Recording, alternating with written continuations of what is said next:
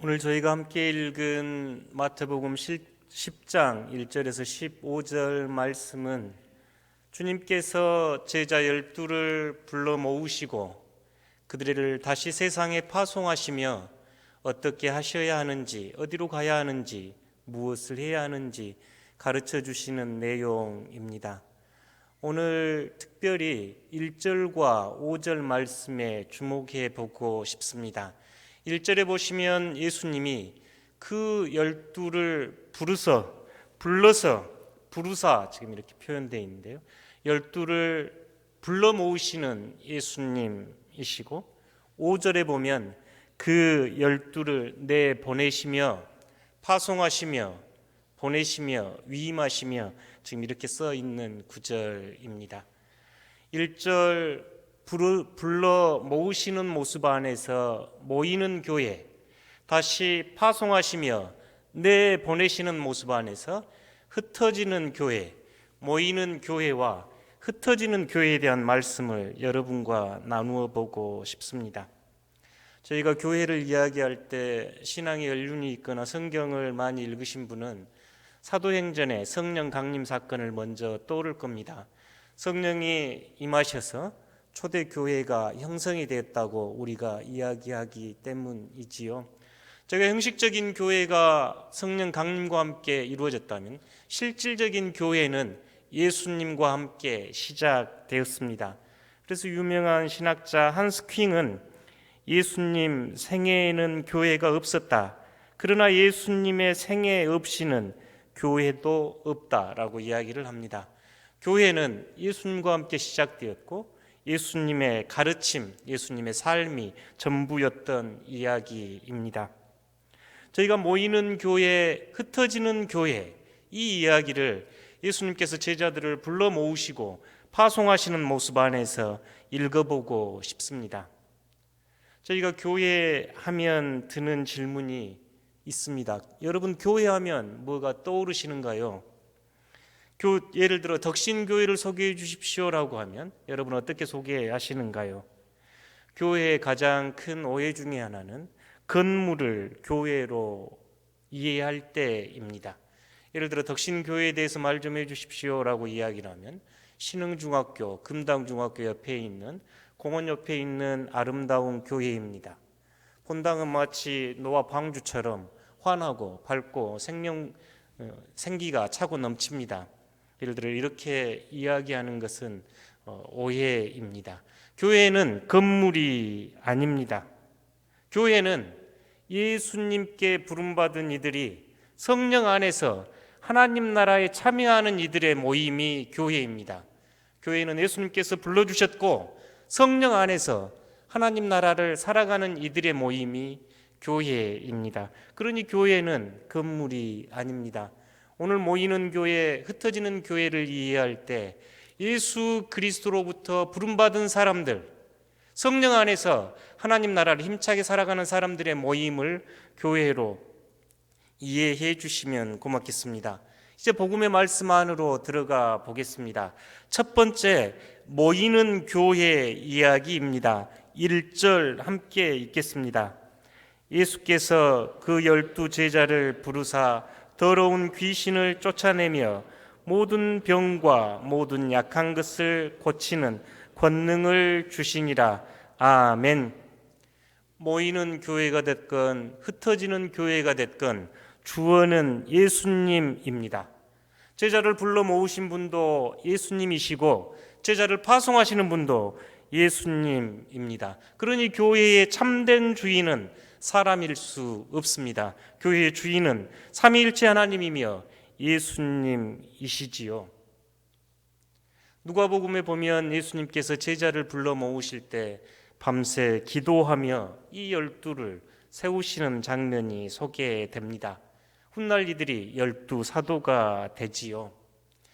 사도 바울은 예수님께서 불러주셨다, 예수님의 제자가 됐다, 이 이야기를 예수님에게 속한 사람들, 예수께 속한 사람들이라고 로마서 1장 6절에서 이야기합니다.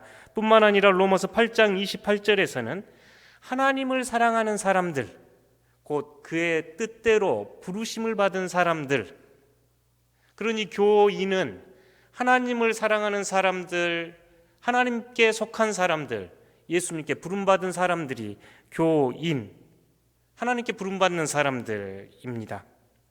오늘 예수님은 이 부름받은 이들에게, 12 제자들에게 더러운 귀신을 쫓아내며 모든 병과 모든 약한 것을 고치는 권능을 주십니다.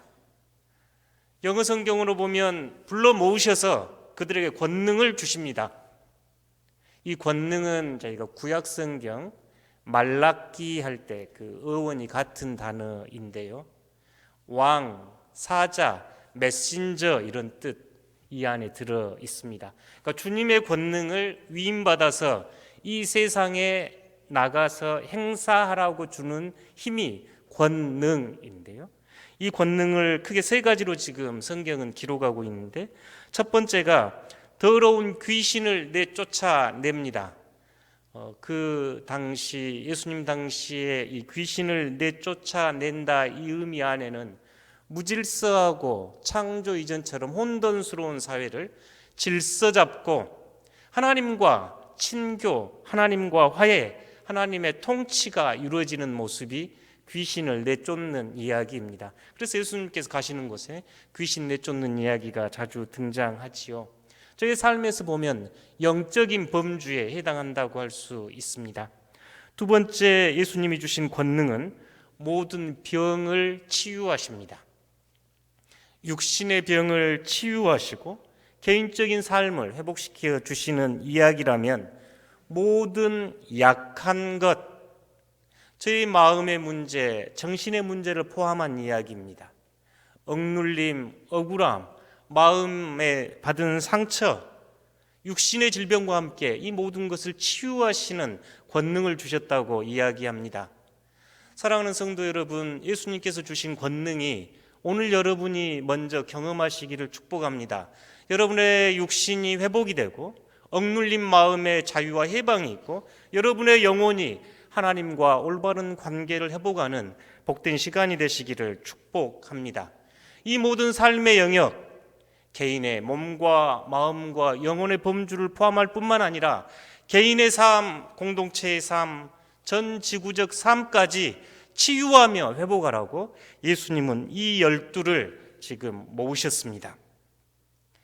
여러분 가만히 보면 이렇게 예수님께서 불러 모으시는 것은 이 제자들을 더 많이 만들기 위해서라거나 제자들의 삶을 위한 것이 아님을 금방 저희가 알 수 있습니다. 예수님께서 제자를 불러 모으신 것은 다시 세상으로 파송하기 위해서 불러 모으신 것이지요. 단어는 짧게 예수님이 모으시고 권능을 주셨다 이렇게 넘어갑니다만, 이 제자들은 예수님과 함께 동행하며 예수님과 친밀한 사귐을 통해서 예수님을 더 깊이 알아가면서 예수님의 꿈, 하나님 나라의 소망을 두고 마음에 품고 교육받았을 겁니다. 그리고 이제 다시 세상에 나갈 준비를 했겠지요. 모이는 교회, 저희가 함께 모여서 예배드린 이 덕신교회, 여러분이 생각하는 아름다운 교회는 어떤 교회인가요? 늘 아름다운 교회를 생각할 때 순천만에 찾아드는 철새들이 떠오르곤 합니다. 저희가 어린 시절만 해도 보잘것없는 작은 포구였고 갈대밭이었지요. 그때는 이 순천 시조라고 하는 흙두루미가 수십 마리밖에 안 날아 들어왔답니다. 근데 지금은 그 지역을 친환경 유기농 농사를 짓게 하고 정부는 보조를 합니다. 또 시민들은 그 지역을 되살리기 위해서 많은 노력을 하지요. 겨울에 철새들이 날아오면 갈대 숲을 엮어서 울타리를 만들고 사람을 통제하고 불빛을 차단합니다. 또 이 해변가에 있는 쓰레기들을 치우고 이 갈대밭을 아름답게 가꾸기 위해서 순천 시민들은 노력을 했지요. 그 결과 작년에 2,727마리 가장 많이 날아왔다고 합니다. 그곳에 새들이 가득 차 있습니다. 어느 누구라도 그 광경을 보고 놀랍고 경탄하지 않는 분 없겠지요. 교회도 이런 곳입니다. 영혼의 상처 입고 잃어버린 어린 양처럼 목자를 잃은 이들이 순천만을 방문하듯이 철새들이 날아드는 교회가 되면 좋겠습니다. 그들이 한철 새힘 얻고 새롭게 비상하며 도약할 수 있는 교회 공동체가 되면 참 좋겠다 싶습니다. 사실 저희가 정직하게 고백하지 않을 수 없습니다. 저희가 아름다운 교회, 이상적인 교회를 꿈꾸지만 우리 안에는 여전한 갈등과 상처와 아픔이 있습니다. 예수님을 그렇게 따라다녔던 제자들이 십자가의 길 예루살렘으로 올라가신 그 예수님께서 비통해 하시면서 한탄할 때도 누가 높은 자리에 앉을 것인가 다투었던 제자들을 보면 여전히 우리 또한 그런 과제를 가지고 있음을 고백하지 않을 수 없습니다. 아름다운 교회가 되기 위한 장애와 어려움은 늘 있을 수밖에 없습니다. 시작한 교회이지 완성된 교회가 아니기 때문에 그렇습니다. 칼빈 이후에 가장 위대한 개혁주의 신학자라고 일컬어진 한 사람이 네덜란드 헤르만 바빙크라고 하는 신학자인데요. 그분은 교회를 이렇게 이야기합니다. 교회란 지속적으로 잡초를 뽑아야 할 밭이고, 동의되시지요? 저희 거룩한 성도들의 모임인 교회라 할지라도 이 안에는 여전히 가꾸고 돌보아야 한 요소들이 많이 있지요. 때를 따라 가지치기를 해야 할 나무이며 항상 인도를 받고 돌봄을 받아야 할 양떼이고 계속 건설되어야 할 집, 이 집이란 단어가 오이코스 어원이기도 했습니다. 하나님께서 계속 만들어 가시는 창조 세계를 의미했지요. 교회 또한 그렇습니다. 바울이 말한 것처럼 신랑에 대해 정결한 처녀로 준비되어야 할 신부다. 교회 안에는 병든 자들, 죽어가는 자들, 시험받는 자들, 슬퍼하는 자들, 씨름하는 자들, 시련당하는 자들, 의심하는 자들, 타락하는 자들, 갇힌 자들 등이 있어 가르침과 교육, 권면과 위로가 필요하다. 그러니 교회 안에는 가르침이나 교육이 있어야 될 뿐만 아니라 성도들을 권면하고 위로하는 일도 교회의 일이지요. 심지어 이 외에도 교회는 주 예수 그리스도를 아는 지식과 은혜 안에서 성장해야만 한다. 베드로후서 3장 가장 마지막 절로 남겼던 말씀이지요. 주 예수 그리스도를 아는 은혜와 지식 안에서 자라가십시오. 교회도 주 예수 그리스도를 아는 지식과 은혜 안에서 성장해 가야 한다고 이 신학자는 이야기를 합니다. 가만히 오늘 예수님께서 12를 불러 모으시고 그 안에서 하나님의 꿈, 하나님 나라를 가르치시며 보여주셨지요. 그리고 이제 제자들을 내보냅니다. 가만히 생각해 보면 교회는 교회를 위하여 존재하는 곳이 아니라 세상을 위하여 존재하는 곳입니다. 예수님께서 제자들을 훈련하셨던 것은 제자를 늘리기 위해서가 아니라 흩어져서 이 세상을 치유하고 돌보며 회복하라고 하셨던 이유입니다. 교회는 우리를 위해서 존재하는 것이 아니라 교회는 세상을 위해서, 타자를 위해서 존재하는 것이 교회입니다. 흩어져서 충실한 교회가 되기 위해서 우리가 모여 예배 드립니다. 우리끼리 좋은 교회는 결코 좋은 교회가 아닙니다. 세상 안에서 하나님 나라를 선포하며 참여하는 교회가 참된 교회입니다. 이 이야기가 이제 흩어지는 교회 두 번째 이야기입니다. 마태복음 10장 5절, 요한복음 20장 21절을 함께 읽겠습니다.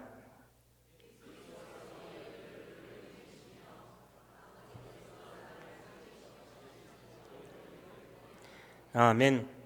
마태복음 10장 5절은 저희가 같은 본문이고 요한복음 20장 21절은 부활하신 주님께서 제자들을 파송하시면서 하셨던 말씀이지요. 두 구절 다 보시면 주어는 예수님, 아버지 하나님입니다. 하나님께서 예수님을 이 땅에 파송하셨듯이 예수님은 이제 제자들을 이 세상으로 파송합니다. 예수님께서 이 땅에 보냄을 받았듯이 이제 여러분도 이 세상 안으로 보냄받는 사람들입니다.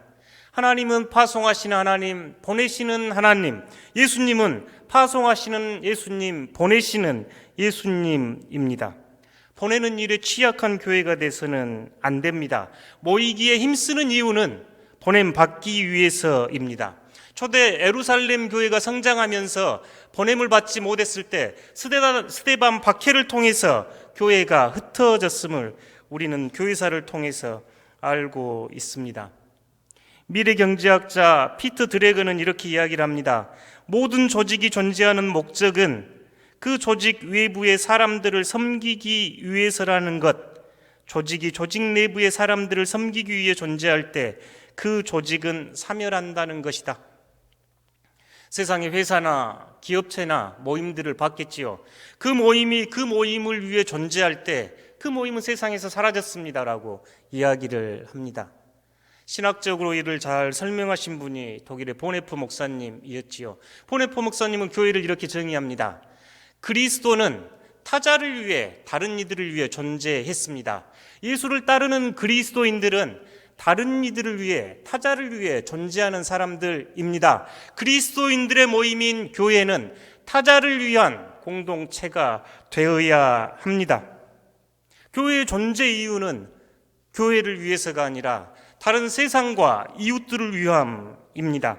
일터, 가정, 직장, 사회 안에서 예수님의 존재가 드러나라고 흩어지는 교회입니다.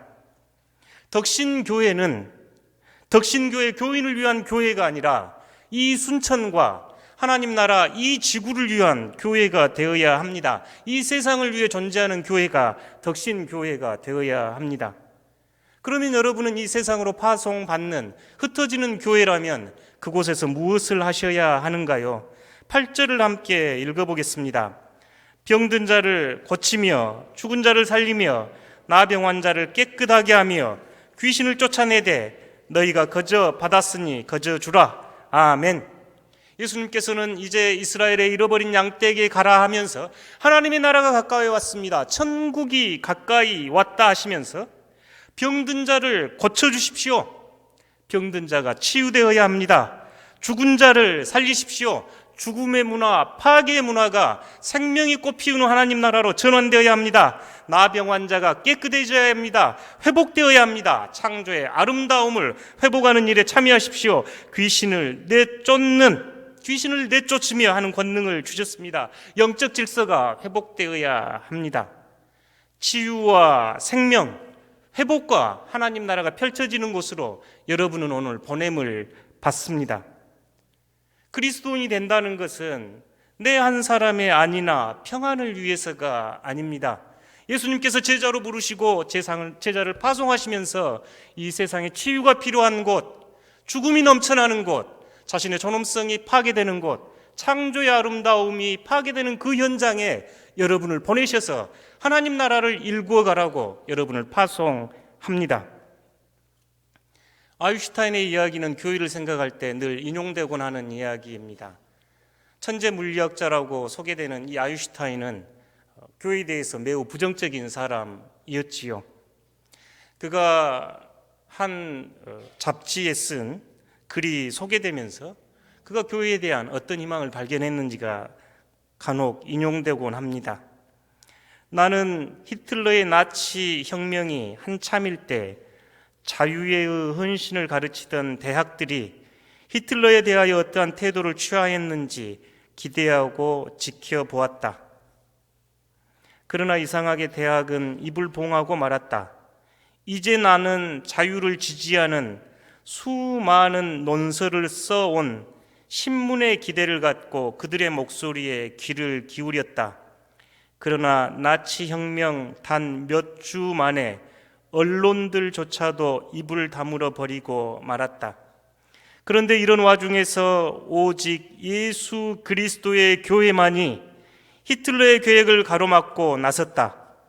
그 이전에 나는 교회에 대하여 어떤 형태라도 관심을 갖지 않았었다. 그러나 이제는 다르다. 참된 지성과 진정한 도덕적 자유를 위하여 나치와 맞서 분연히 항거하며 외롭게 싸우고 있는 저 교회에 대하여 나는 엄청난 애정과 감탄을 느끼고 있다. 한때 내가 무시하던 교회에 대하여 이제 나는 찬사를 아끼지 않는다고 서슴없이 고백하는 바이다. 교회는 세상의 소망이다. 나는 교회를 사랑한다. 여러분, 이 상황 이해되시지요? 2차 세계대전이 한창일 때 히틀러는 수많은 유대인들을 가스실로 보내서 참혹한 인종학살을 시작할 때 대학도 침묵을 지킵니다. 언론도 침묵을 지켰습니다.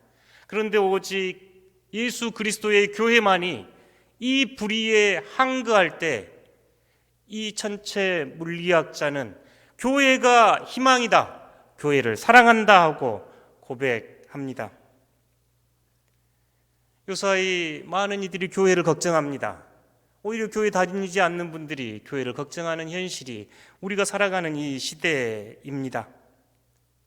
교회에 무관심하던 이들이, 교회를 비판하던 이들이 우리 덕신교회를 보면서 교회가 희망이다, 교회를 사랑한다, 이렇게 고백할 수 있는 교회가 되기를 축복합니다. 저희 덕신교회를 보며 꿈과 소망과 희망을 품을 수 있는 저희 교회가 되기를 소망해 봅니다. 사랑하는 성도 여러분, 여러분은 생각보다 훨씬 큰 사람들입니다. 교회에 대한 고백은 예수 그리스도가 머리이고 여러분은 그곳에 참여하는 지체들입니다. 예수 그리스도만큼 여러분 커져야 합니다. 그때 우리가 살아가는 이 세상에 선포되어야 할 하나님 나라와 복음의 영역들이 우리 눈에 보일 겁니다. 여러분, 흩어지는 교회로 여러분이 나가시는 일터, 가정, 직장, 사회, 학교, 이 순천시 안에서 그리스도의 복음을 드러내는 제자로 빛을 발해 주십시오. 뿐만 아니라 희망과 생명이 파괴되는 이 땅에 하나님 나라를 선포해 주십시오. 두 가지 예만 들어보고 싶습니다. 최근에 중동에서는 트럼프가 이란 지도자 술레이마니를 드론으로 폭격하는 사건이 있었고, 이란은 또 피해 보복을 한다면서 민간인 항공기가 격추된 사건이 있습니다. 여전히 전쟁과 폭력, 테러는 이 땅을 살아가는 이들을 죽음으로 내몰고 있습니다. 지난 9월 호주에서는 산불이 발화되어 지금 4개월 동안 꺼지지 않고 전 국토가 불바다가 되어가고 있습니다. 이 모습을 보면 끔찍한 생각이 듭니다. 이미 불이 다가오고 있는 걸 보고도 소방관을 포함해서 24명이 죽었고 2,000가옥 이상이 파괴됐으며 멸종 단계에 있는 코알라 2만 5천 마리가 죽었고 10억 마리 이상의 짐승이 죽어가고 있습니다. 죽음의 아비규환이 이곳에서 일어나고 있습니다. 지구온난화로 인해서 기록적인 더위와 바람과 가뭄이 함께 섞여서 온 호주가 불바다가 되고 있다는 뉴스를 매일 접하고 있습니다. 타 죽어가는 동물들의 미래가 어쩌면 우리의 미래가 아닐까, 이런 염려를 하지 않을 수 없는 현실입니다. 우리가 살아가는 이 땅 순천, 더 넓게 보면 이 지구 공동체 안에는 여전히 고통과 상처, 아픔, 전쟁과 창조 세계의 파괴로 인한 신음이 넘치고 있습니다. 여러분은 이제 흩어지는 교회로 여러분 하나님의 나라의 생명과 평화와 정의를 선포하시며 살아가셔야 합니다. 그 나라를 위하여 기도하고 그 나라를 헌신하라고 예수님께서는 오늘 우리를 이 자리로 불러 모으셨기 때문입니다. 이제 말씀을 맺어보려고 합니다. 사랑하는 성도 여러분, 교회는 예수님께 부름받아 모이는 교회와 예수님께 파송받아 보내는 흩어지는 교회, 두 교회입니다. 저희 덕신교회는 모이기에 힘썼다면 이제 흩어지는 교회로 이 세상 안에서 하나님 나라를 일구시며 살아가셔야 합니다. 누군가가 덕신교회는 어떤가요? 라고 물으면 여러분은 이렇게 이야기하셔야 됩니다. 저를 보십시오. 저가 덕신교회입니다. 이렇게 답하는 것이 옳습니다. 덕신교회는 저와 여러분의 수준을 넘어설 수 없습니다. 내가 잘하는 것이 덕신교회가 잘하는 것이고 내가 성숙해지는 것이 덕신교회가 성숙해지는 방법입니다. 내가 삶의 자리에서 예수 그리스도를 가르칠 때 덕신교회가 예수 그리스도를 가르치는 교회입니다. 덕신교회는 여러분 한 사람 한 사람이며 이 세상에 드러나는 하나님 나라 표지가 되어야 합니다. 사랑하는 성도 여러분, 오늘 복음을 통해서 모이는 교회와 흩어지는 교회에 대한 묵상을 나누어 봅니다. 저희는 여전히 아픔도 있고 과제도 있지만 모이기에 힘쓰는 교회로 최선의 노력을 다했습니다. 이제 이 세상을 섬기기 위하여 여러분은 흩어지는 교회가 되어야 합니다.